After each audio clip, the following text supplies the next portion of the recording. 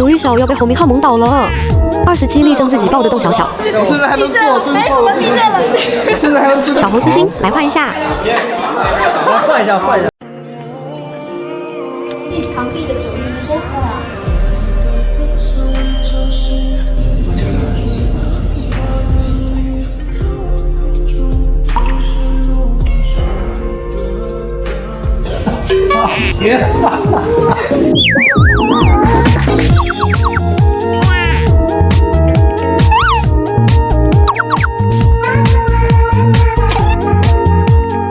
连我的脸上飞起来。不是勉强，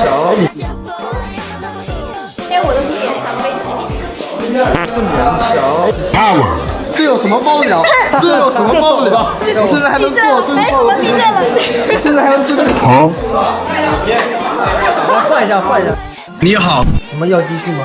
我当时的。啊，对，摇摇也量一下。好，快点，快点！什么？是还挺好看。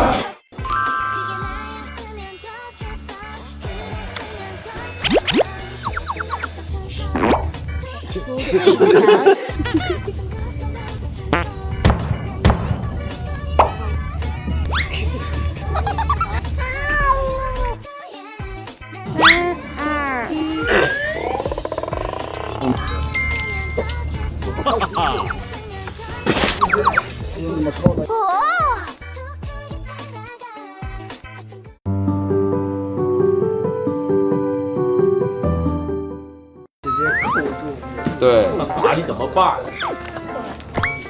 那就一起来看看扣住名义后颈的吻是怎样的。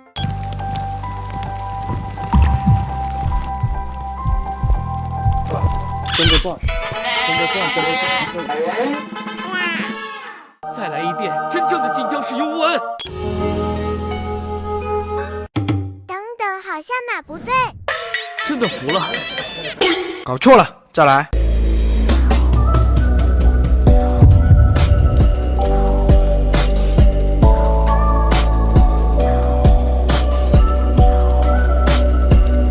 然而此时，你有一份心碎了吗？订单请查收。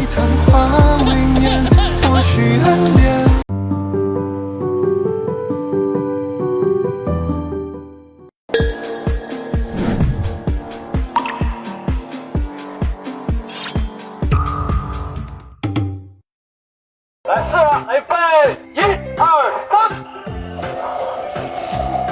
刚刚那个感觉，但是练度再加强一点。OK， 好，来，我们再试一个。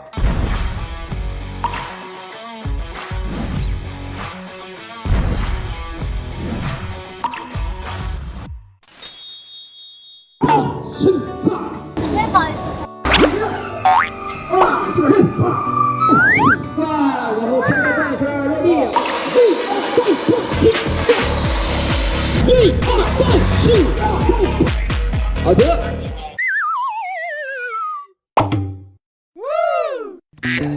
起。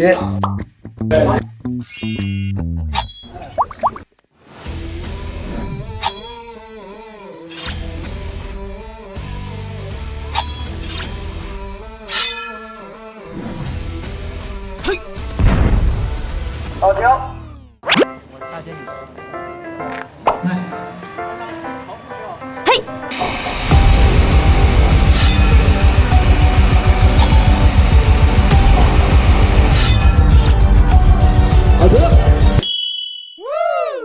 侯明昊直播给卢玉晓打电话。妈呀！结果来给我打视频，谁懂这种误入小情侣视频通话的感觉？小小最喜欢哪场？我最喜欢，确实。小小最喜欢的戏，这句话也是宠的没边了。我们独家记忆超甜啊！我说你是也是想给他做吗？没有啊，就在直播。应该刚刚在拍戏，没来得及看到前面直播的内容吧？那小小告诉我呀。对，我前面看得到很累，他现在今天要赶杀青。喝醉酒的那个能剧透吗？能吧？今天应该有了吧？超点的时候。也很小小最喜欢哪场戏？我最喜欢，确实。我配的时候真是吱哇乱叫的，睡眠。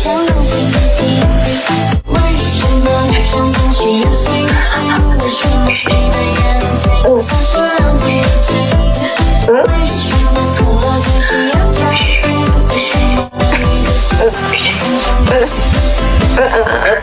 我们接下来就把各位仙女请出来吧，欢迎各位。Hello。我们也邀请我们的各位主演们先来跟我们收看直播的小伙伴们先来一一的打个招呼好不好？我们先邀请明义。Hello， 大家好，我是明义，谢谢大家一直以来的陪伴。好的，欢迎明义。接下来是我们的司徒岭。Hello， 大家好，我是司徒岭，谢谢大家能够这么喜欢入青云。好嘞，欢迎司徒岭哈。接下来是我们的天机公主。Hello， 大家好，我是贺楠，谢谢大家这么长时间以来一直支持我们的入青云。哇哦，欢迎。接下来言笑哥哥。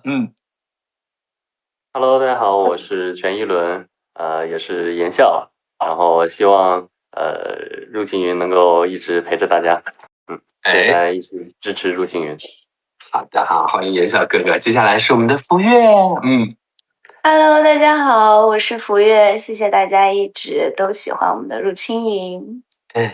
好的，欢迎各位哈，一大早的来跟我们一起直播，陪伴我们这个迎接到入青云的这个大结局。当然，今天也看到了我们这个季博仔同学没有出现在我们的直播间，是因为什么？是因为去参加入青云大会了吗？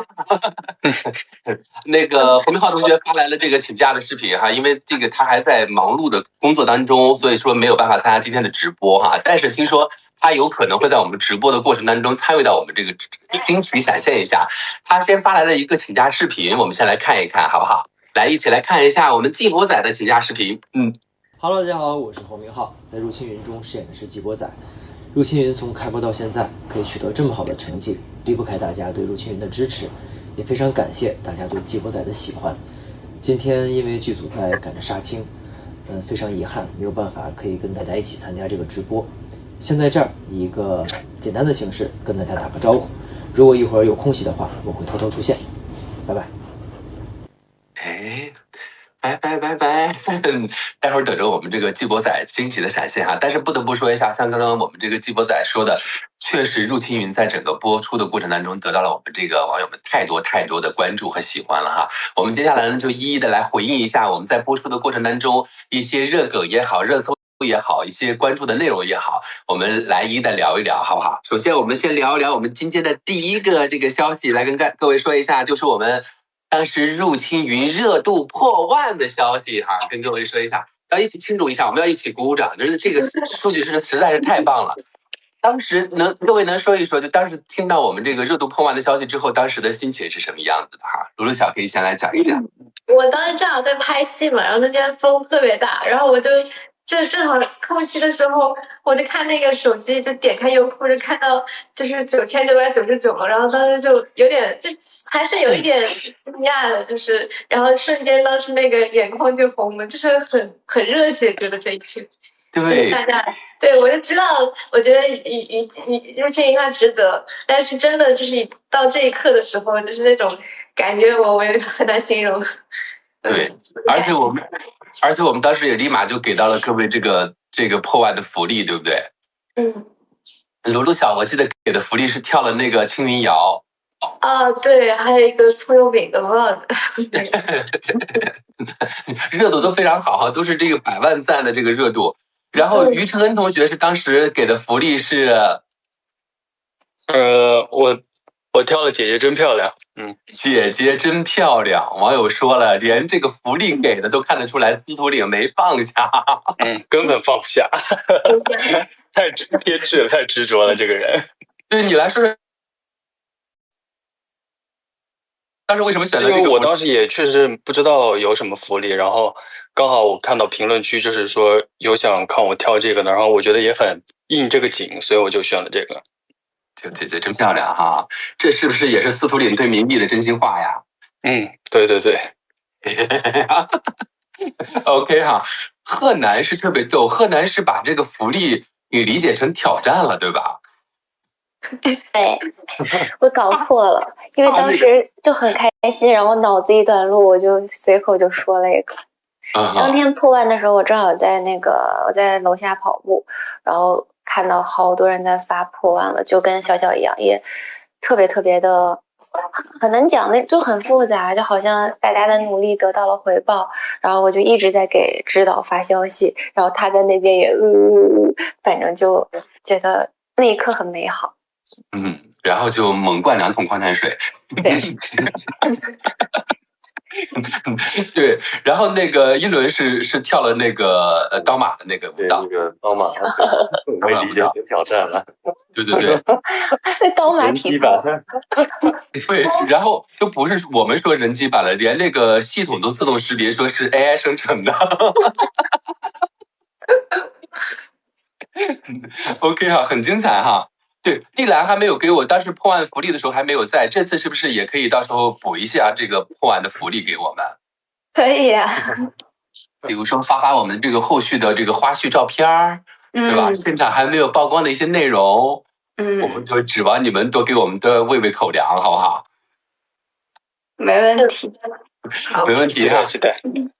OK， 好了，这个是我们的这个破万福利这个喜悦，来跟各位这个分享一下。接下来我们要说说我们下面这个大家都非常感兴趣的一些话题哈，就是因为随着我们这个入青云的收官，所以说各位呢网友们也到了这个开头和结尾的这个网友呢也做了一个对比图哈，就是说一开始的时候在开播的时候对各位角色的印象和到收官的时候各位角色的印象都不一样哈。我们来看一下这个不一样会体现在什么地方，我们来一起看一下这个图好不好？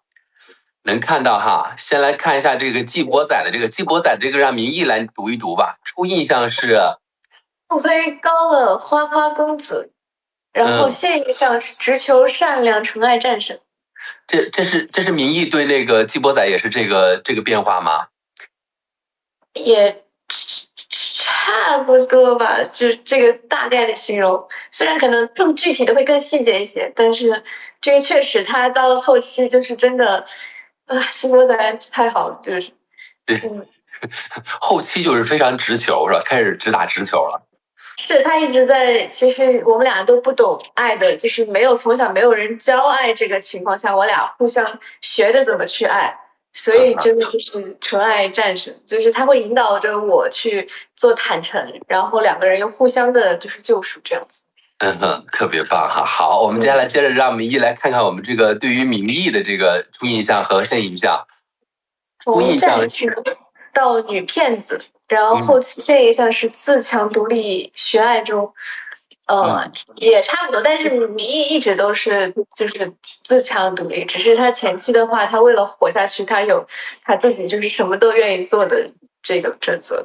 对，对，而且网友说那个明义和季博仔之间也是两个小苦瓜，有相同的命运啊，特别是我们。其实我们全员都是小苦瓜，全员都，但是都是很向阳的，大家就是对，基本上都是希望能向阳而生的，对，所以不希望提供大家一些比较虐的东西，反而是一些在虐里面找到了阳光的东西。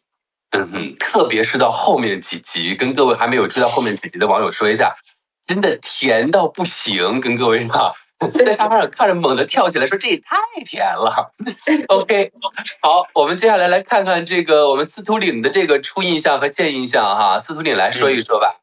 初印象是绿茶修哥，现印象是阴湿男鬼。OK， 这个贴切吗？后期黑化的那个司徒岭，认可。就是司徒岭的变化，我觉得和大家总结的差不多。就是前期是有一点小沙茶的，然后现在就是比较偏执，对。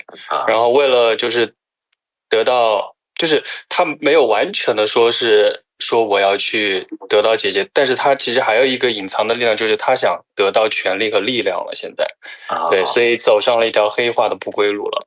对，以前只想要姐姐，现在不光想要姐姐，还想要权力，对吧？对，因为我当时演的时候29集以后，就司徒岭其实是已经不在了。对，他29集之后是超越了。就我有一场跟他过来那个告别的那场，跟我告别的那场戏，那是我最后一次见他。其实对，那一次就是我演的时候就非常难受，因为那个时候我回头看他的那眼，其实就是司徒岭在向他告别。哦，你是说那个黑化之前就是已经就觉得他已经结束了是吧？那个是。就他那个高手，他会慢慢占据他的内心，占据我的内心。你看，他其实是在跟明义告别那场戏。所以我作为就是像一个姐姐看他这样的过程，我就会有很惋惜、心痛这种感觉，就是我一路看司徒岭这样过来，就会觉得之前那个样子的怎么突然就这样了，而且我拉不回来的感觉。慢慢消失在他的身体里面了，已经。OK， 明白啊。OK， 好，接下来看看天机公主的这个初印象是天真公主，然后现印象是事业批神君。这个也是蛮符合这个对于公主的印象的哈。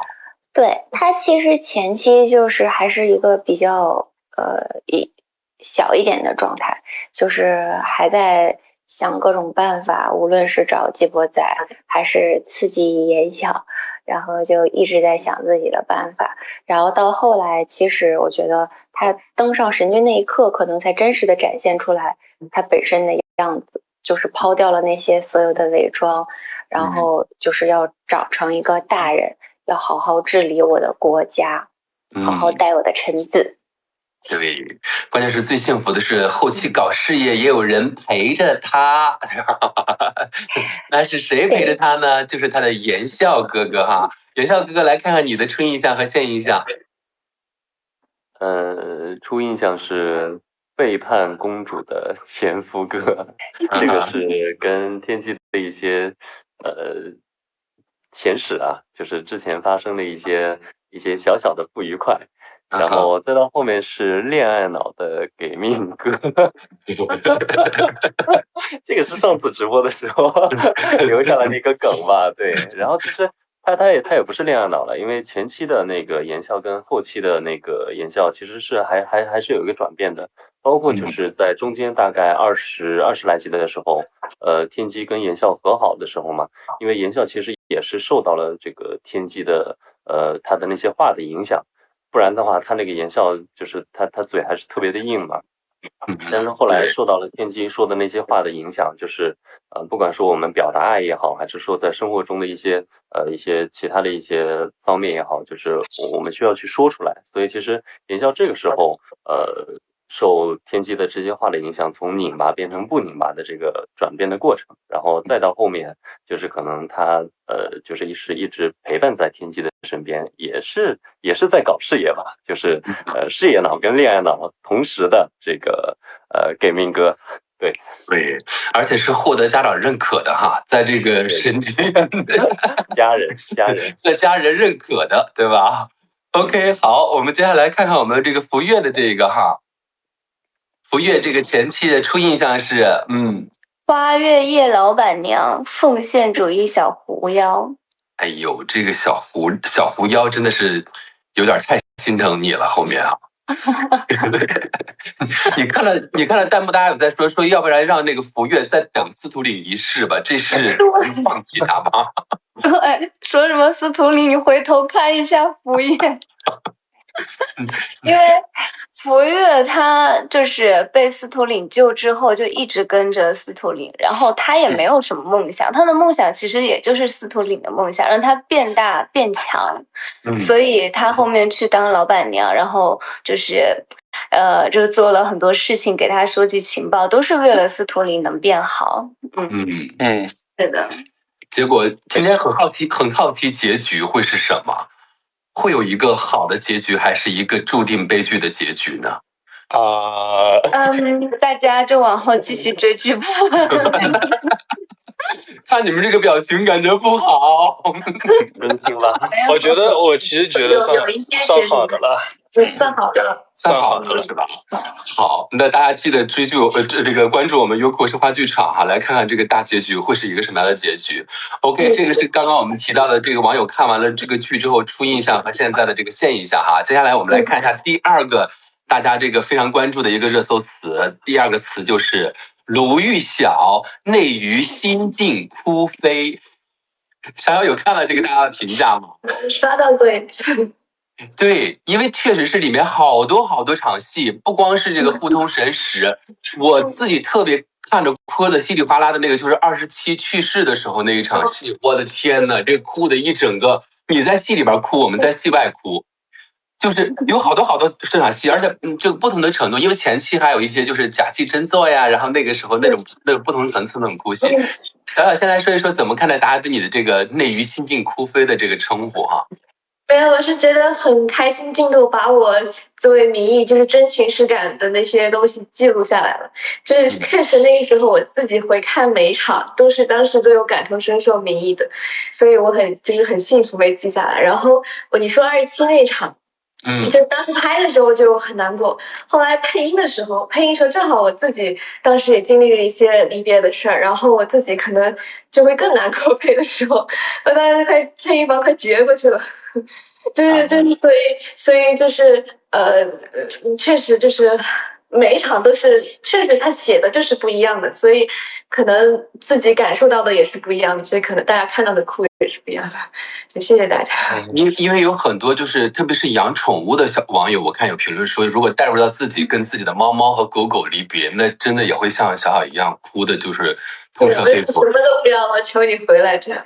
你那时候有带入到自己吗？因为我们知道小小也自己也养宠物哈。会，就主要我跟27就是感情很深，就是我认定，比如说我看到27余姚的这个我就是觉得他是我小孩，他是我弟，就是那种感觉，就是你知道那种冲击力，他在我面前消散的感觉，所以对，就会觉得自己。因为我有很多设定，比如说最开始故意就是现挂了一些，比如说不让他上床呢，或者不让他怎么吃一些东西。就是当他真的离开的时候，你就会想说，我就是什么都愿意答应你这样子。有想到自己的那个猫猫吗？和那个27相有很可爱哈。但是好在是27后来回来了。是，其实这个当时也。边拍边在写这个要不要让他回来，是后来还是让他回来了。要不要让他回来？然后回来了，变成白毛了，去漂染了一下。对，去理发了一下，去理发了，去做造型了，又回来了哈。OK， 好了，聊了哭戏这个，我们得聊个开心的事情，就是我们就也看到了，就前2天的时候，就民艺给我们展现了新的舞蹈，就是入青云的那个手势舞嘛。我们今天现场的时候，能不能看民艺？来给我们这个展现一下这个舞蹈行不行？就是我们这个手势舞哈。我那个展现个简单的吧，那个我前两天刷到那个民艺摇什么的。民艺摇是吧？可以哈。我没学，我试试呢。现学呀。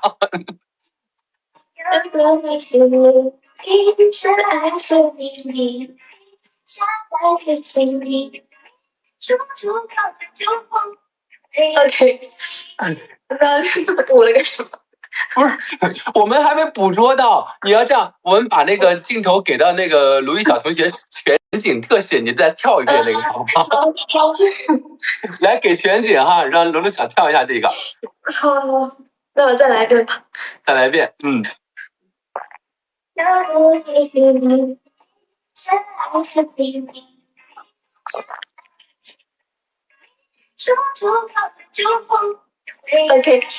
，OK， 给卢晓同学掌声。谢谢大家把我这些小动作放在了一起，然后做了个。我看到好多人司徒里也有一个摇的，季博仔也有。是吗？我一会儿去搜搜看。以后就搜看，你也学一个哈，因为现在就是好多网友们就在说，就是有很多祈求的心愿哈，比如说我看有很多的说那个能不能出一个我们剧的这个团综，我们就这样，我们一步一步的来，就是先不说团综，能不能回头先看你们来个团舞啊？就你们主创们来个团舞。团舞哪个？团舞。你们一起来一个关于这个我们入青云的这个团舞。有可能吗？这个替我们粉丝们许个心愿。跳啥？跳啥？你们回头可以商量商量，看看这个舞蹈，看跳啥，到时候可以一起商量商量。根据那个舞蹈的水平，也要考虑一下我们这个言笑哥。考虑一下团队最短板。考虑一下团队整体舞蹈水平，好不好？没招了。我真没招了。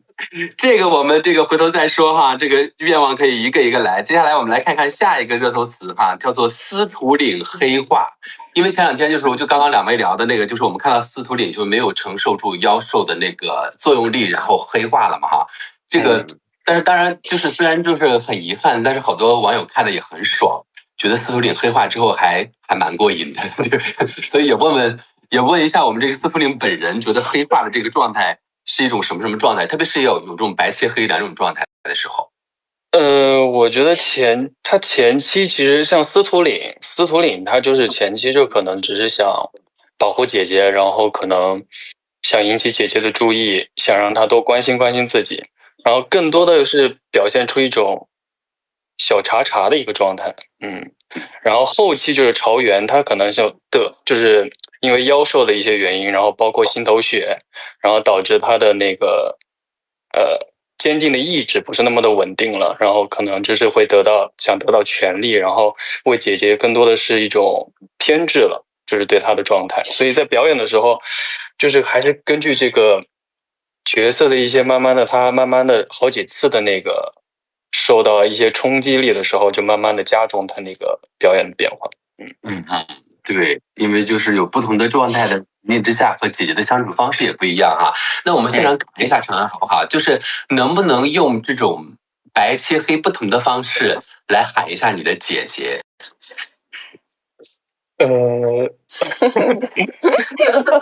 又来了，又来了，可能就那个昨天播的，一开始叫姐姐，可能就是，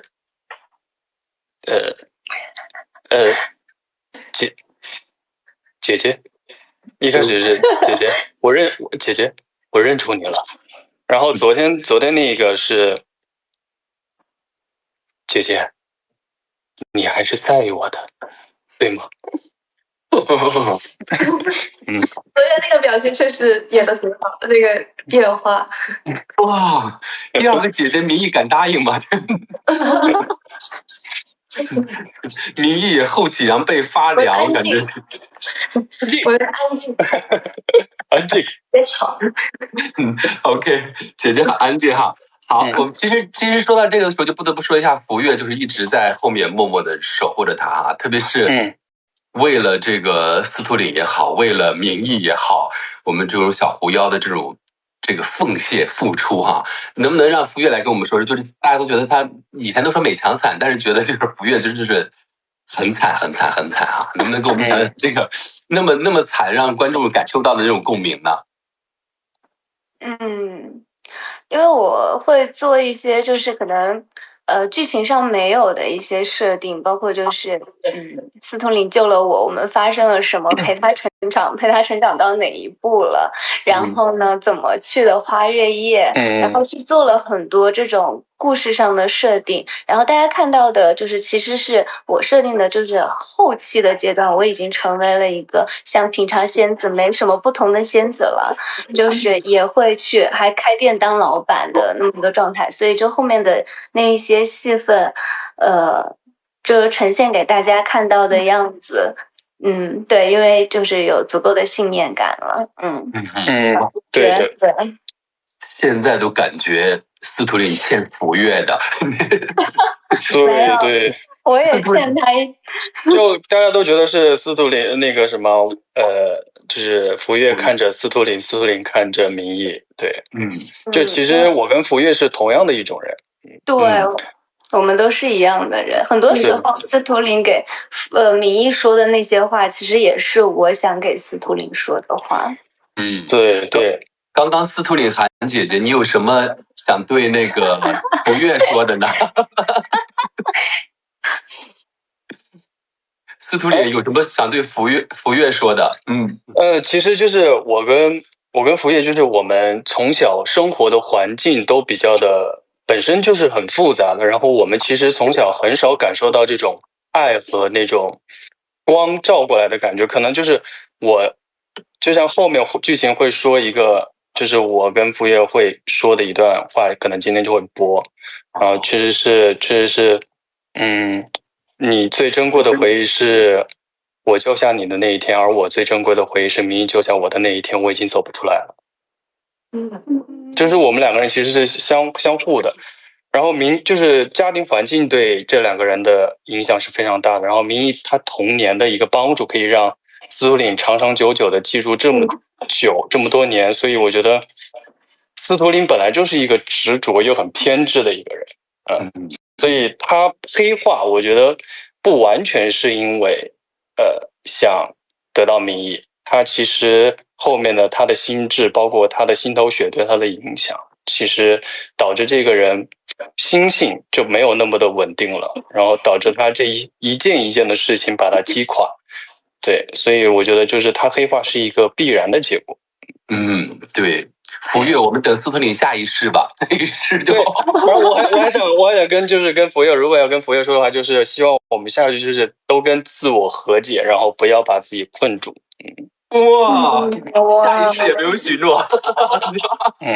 其实我觉得就是两个人像家人一样就挺好的。好，我们就是也看看今天晚上这个结局会是一个什么样的结局哈。OK， 说完了你们这一组的，我们接下来说一说我们这个天机公主跟我们言笑哥哥这一组哈。他们就好多人就说他们两个人是一种权谋和真心之间游走的那种戏份，大家觉得鲜品很好磕哈。你们两个人怎么就是在这个里面觉得很难把握的地方是什么？我们先让公举说。很难把握的。就是我其实之前分享了一下，就是我们在拍前期，比如说那个我跟言笑这种一直在互怼的时候，其实这个分寸一直是我觉得很难把握的，因为我其实在现场也一直在跟导演 battle， 我就会觉得他不能这样说话，他为什么就是我说一句他就要怼一句，就是其实我一直在想不可以这样，我想改。但是导演就一直在说服我说他这个时候他已经有他的新的立场了，然后一轮也一直在现场跟我就是在帮我解释吧，但是我其实内心我就是不想听他说这些，但是我觉得这个是对于我来说比较难把控，但是其实我到现在我现在就理解了，我就在想我那个时候的我本人的想法其实就是天机的想法，他其实不想听言笑说这些很伤心的话，但他也没招，他就只能一句一句怼回去。那言笑呢？言笑在哈哈听。对我来说，我觉得最难把握的是怎么，因为就是尤其是在前期的时候，言笑怎么在他当下的事业跟一直存续的爱情之间去表达出言笑对天机的这个爱，因为其实事业跟爱情对当时的言笑来说其实是冲突的一个状态，就是我要么事业，要么爱。但是可能确实因为当下的立场我没有办法，所以就是包括就是在拍摄的时候，言笑对天机的爱可能更多的是在背后，就是在天机看不到的地方，然后就是我想给，但是我又不能给的那种，就是可能是无奈吧，就是更多的是一种藏在背后的一种东西，就是你怎么去通过一些小的细节点，或者说通过一些眼神去表达出来，这个其实是对当时我在演的时候比较难吧，对，包括就是他整个人物的一个就是发展，其实会有一点像抽丝剥茧一样的，就是一点一点揪出来。所以前期的时候，大家看的时候可能会有一个疑问，就是说言笑你有什么样的立场去这么怼天机？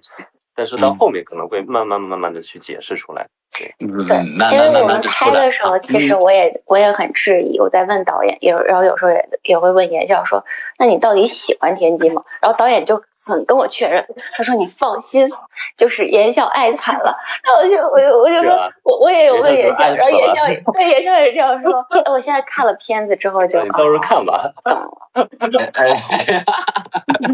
谢谢两位给我们梳理了他们两个人之间的情感历程。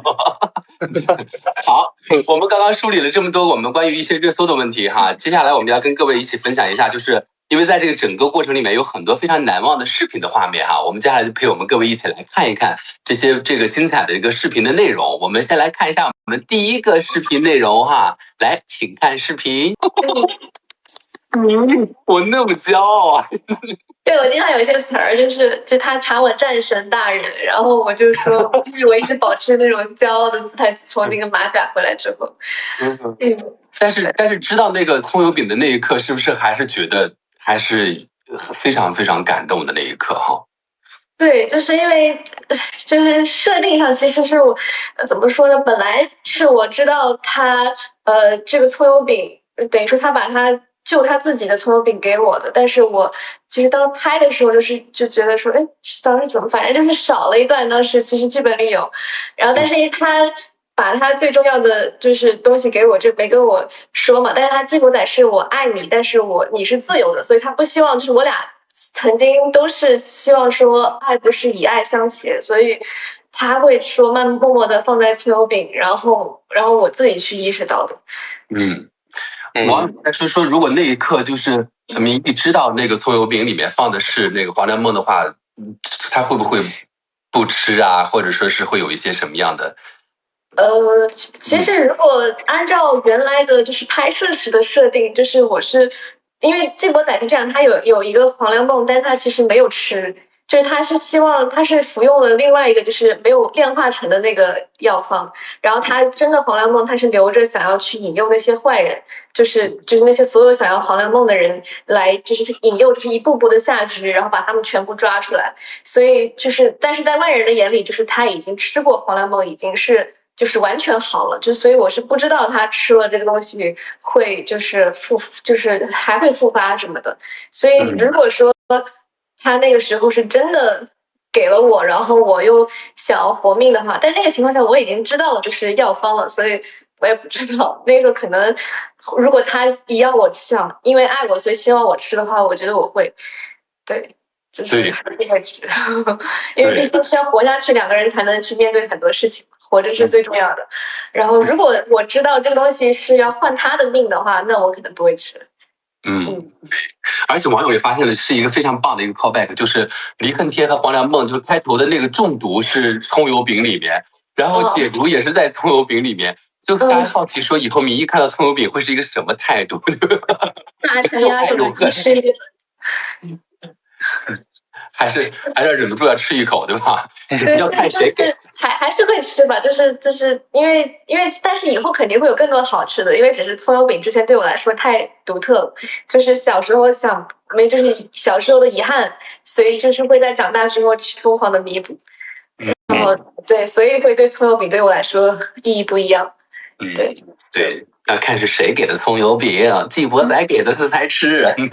我说兄弟两个人，一个放下毒，一个给解药。对，后来发现他们还是兄弟。OK， 好，我们来看一下第二个视频哈。接下来我们来看看第二个视频的内容，请看视频。哇，漂亮真的。民意说原来我喝的那个是这么来的，取了2天2夜。我记得当时拍这场戏的时候就拍很久，一直在调光，然后一直在，因为现场那个不是想有那种蝴蝶的那个影子嘛，然后现场导演就是拿了一个投影仪，就是把那些蝴蝶的影子投上去。对，然后弹幕在说能不能有人告诉司徒里民意的毒已经解了，不用再取新东西了。没有人打电话给我，没有人，无人扣我。哎，但是这一段我们看的还挺高兴的哈，特别是福月这从后面就法海不懂爱的那个舞蹈的，能不能讲讲你们这个拍摄时候的一些故事？就拍这一段的时候。福月，你讲，你多说点。当时司徒里在前面，他得闭眼睛，他就听到我在后面搓来搓去的。他说：“你是怎么转来转去的？”我说：“用膝盖呀。”他说：“你这……”我只感受到背后的风很大，你知道吗？对，然后呢，就是全靠膝盖搁那儿滑来滑去的那种。对，这个什么我的滑板鞋，对摩擦。取血不易，对吧？对，他就是这样，他正面看起来很好看，如果那个画面切到后面就会很搞笑。OK 哈，有意思哈，但是好在是这个民意的毒也解了哈。OK， 好，那么接下来我们来看看我们的第3个视频哈，来，请看第3个视频。哦，这次上次就被抓到那个卢玉晓这么磕，现在刚才看差点磕没了。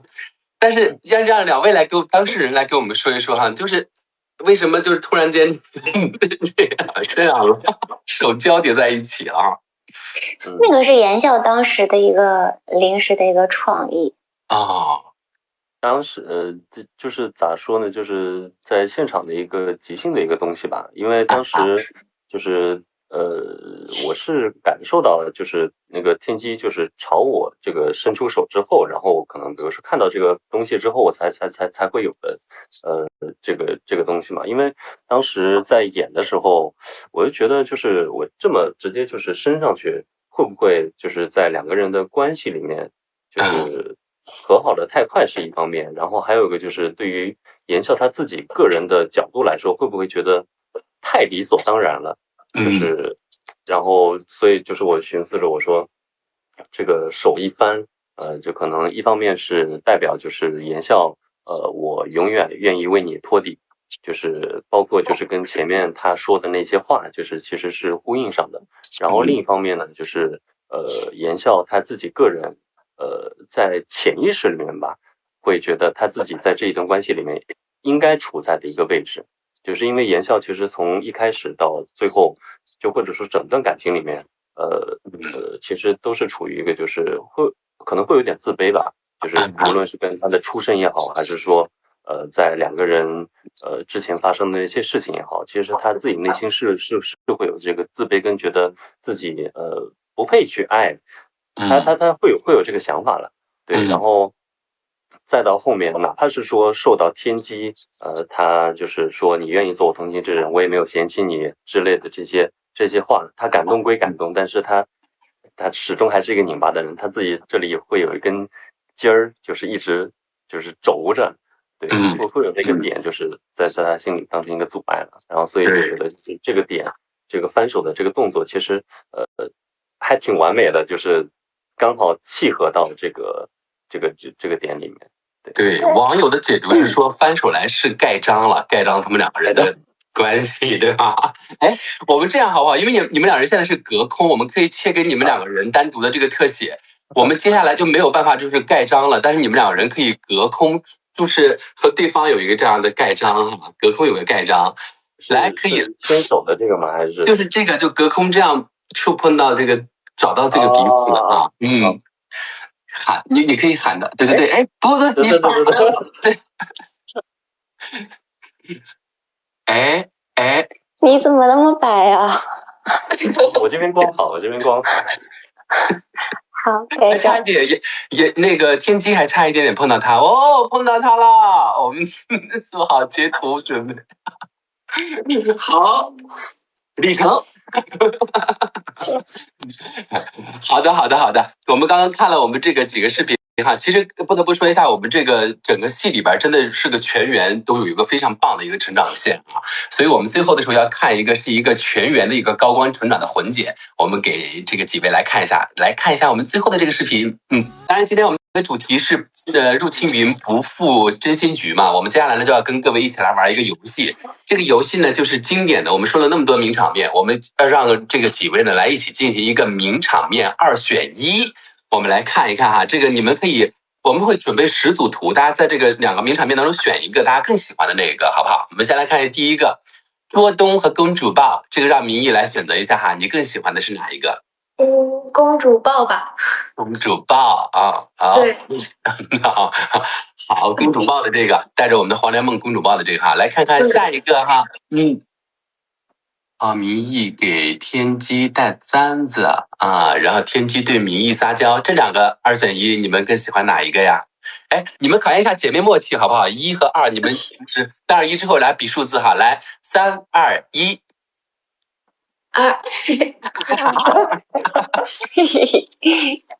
又爱吃的套我。都喜欢第2个哈，但是确实好多小伙伴都说这个戏里面其实有很多那种女孩子之间的互相帮助啊，也有人说是献给女生群体的一个情书。你们两个人怎么看待观众的这个评价？感觉其实首先我们剧的所有女孩子都是那种人很好很善良，然后以小小为首，她其实就从我们拍的时候，从我们唯独开始，她不是那种比如说什么高高在上或者怎么，她完全没有，然后她也不会介意任何什么谁更厉害啊，或者底下的工作人员，她就是真的是那种很贴心的小蛋糕那样，然后愿意和比如说我们主演一起拍照，但有一些群演啊，甚至是就是临时过来的女孩子要跟她拍照，她也从来没有说拒绝啊之类。所以从她本人讲，我觉得她就是一个非常友好，然后会善待每一个女生的这样的一个女孩。对，就是不光是戏里的角色，戏外的你们之间也是这样，对不对哈？是的。对，卢卢想呢？你觉得呢？就是我们组里女孩，包括这所有人都很好，因为我经常有时候就会感叹，就说大家怎么那么一群好孩子就聚在一起了。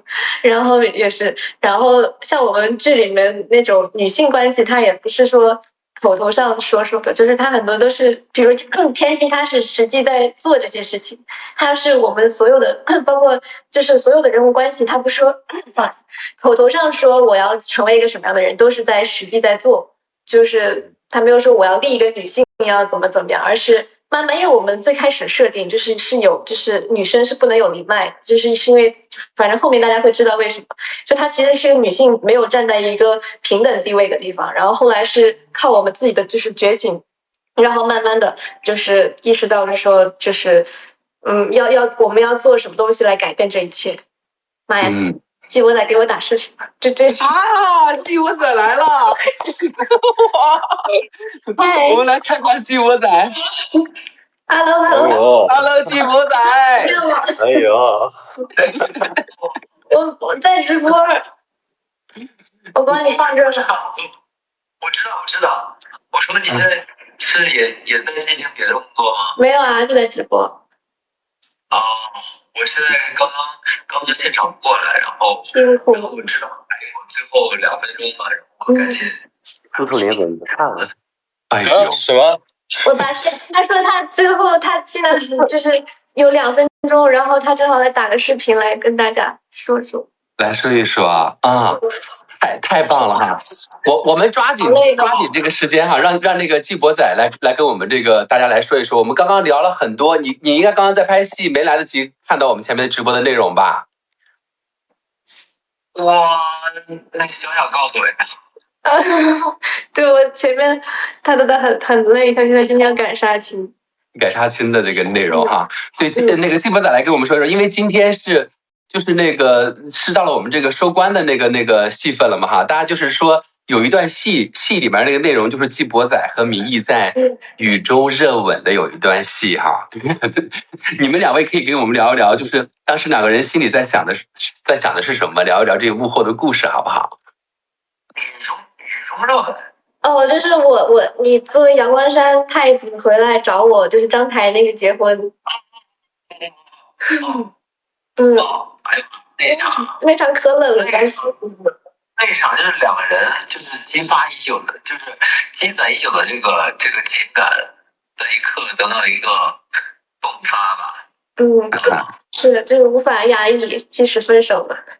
但我们都知道就是为什么分开，所以我们要各自完成自己的事儿，但是又很想念对方，就是2个人都比较拧巴，就是因为这个分开的原因并不是因为不相爱，然后明义也知道我是故意想要通过这个方式就是赶他走，实际上是为他好。然后呢，季博仔又是说完这个话呢，分了之后内心也很痛苦，然后又刚好看到那个婚礼，看到他们都那么幸福，然后想到自己的这个，觉得哎不行，老这样问他，就这种感觉。哎呦，婚礼那么幸福，大家可以期待一下。我很喜欢，其实就是当时演的也就是我自己难受。我听网友说今日甚好的那个，就当时是侯明昊同学想出来的，对不对啊？今日甚好婚礼的时候的那一段。是当时没有讲先生好吗？就是剧本上有顺好，但是他可能现场我们那个就是往后再弄一下，那个 callback 是他想出来的。加入了很多自己的感受哈。好，问一个我们网友特别关心的，特别关心的哈，就是今天已经释放出了我们超点大结局了，能不能给我们稍微透露一下我们这个大结局的这个内容哈，一点点哈。剧透啊？剧透，哎，可以剧透那一场吗？就是喝醉酒的那个能剧透吗？能吧，今天应该有了吧？超点的话有是吧？那场戏也很不错。小小醉酒那场戏，我最喜欢，确实，我听的时候真的吱哇乱叫的睡。这就是大家期待一下，期待一下。大结局的一场，也是一场又很有意思又特别的一场戏。对，因为我觉得那一刻季博仔他做回一个小孩子的那个状态，让我看到不一样的他。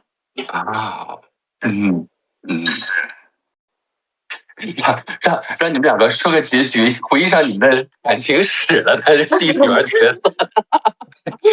哎，但是要问一下，就是大胆的猜一猜，是有可能两个人的结局是 HE 还是 BE 呀？TH。肯定得 HE 啊，肯定有 HE 啊。HE 哈 ，HE 哦，太好 ，HE 太好了哈。HE 太好了，好，你们刚刚说的那个，我不知道是不是那场戏，就是我们在看的时候，好多网友都说有一场戏，你记得吧？也是有点微微喝醉，然后你喊了3次名义有3次不同的答应。那个是喝假酒吗？你是喝对，那一场感觉假酒，那一场感觉比那个其他的都还要铁。我们最后替网友提一个这个要求，能不能现场还原一下这一段，就是喊3次名义，让名义3次答应，好不好？妈呀，这行，这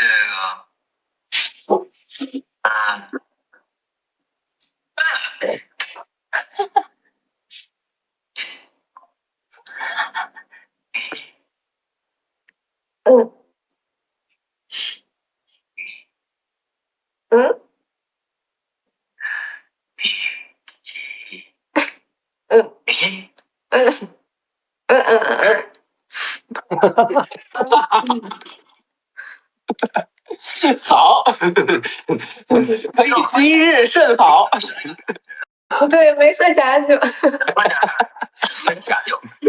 超级甜哈 ！OK， 我们最后的时候这样好不好？那个我们因为这个直播也要接近这个尾声了，我们最后因为今天也到了我们这个超点大结局的时候了，大家有什么要对观众说的这些，我们最后也想听听几位来说一说，好不好？季博仔既然来到直播间了，我们先邀请季博仔来。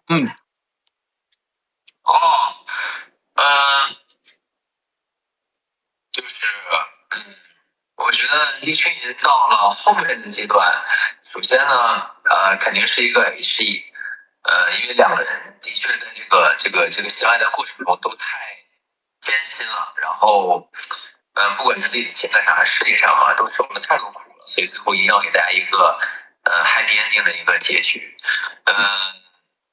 越往后面看呢，有关身世部分的揭晓就会越透彻，而且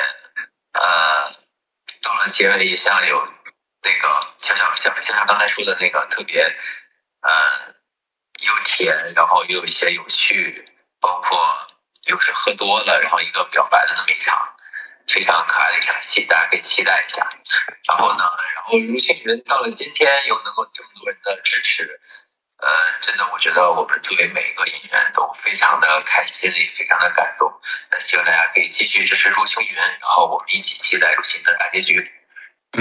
太好了，多多支持哈，谢谢季博仔，鲁鲁小，我首先就是我这次追剧体验跟大家在一起的感觉特别好，然后有时候看到大家写的一些东西，就是能 get 到我们主创当时创作的时候一些想法，甚至是我们当时想表达的东西，大家也看到了，所以那时候的会作为一个创作者非常的感动，就是觉得有东西被大家也看到了，导演也拍出来，大家也理解到了，然后也有很多就是大家的一些解读和争议，所以就是整体会让我觉得很幸福的一次追剧体验。然后我也很喜欢我们入青云，然后希望有更多人还能继续看到它。对，谢谢啊，一定是非常喜欢的，非常看到的。接下来我们的司徒林，首先很感谢大家一直支持入青云，然后其实他们两位已经说的就已经很全面了，然后就是今天又是超点，我觉得就是还有很多高能时刻，还有 happy ending， 所以记得大家来追剧就好了。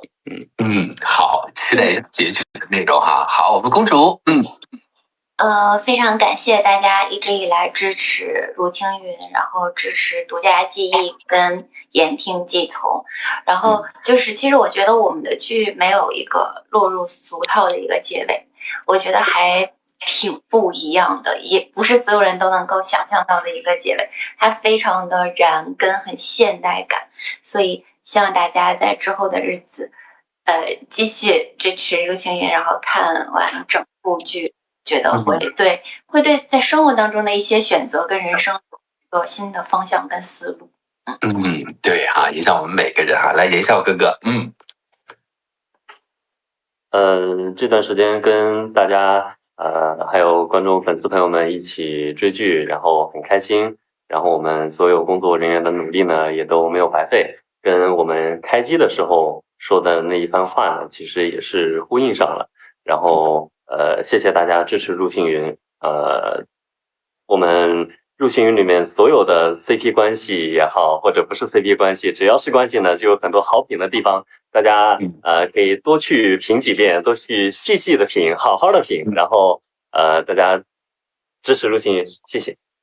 先品慢品哈。好，胡月，感谢大家一直支持我们的入青云，看到了我们每一个人对这个角色的理解，然后呢往后的剧情就是先品包满意的，大家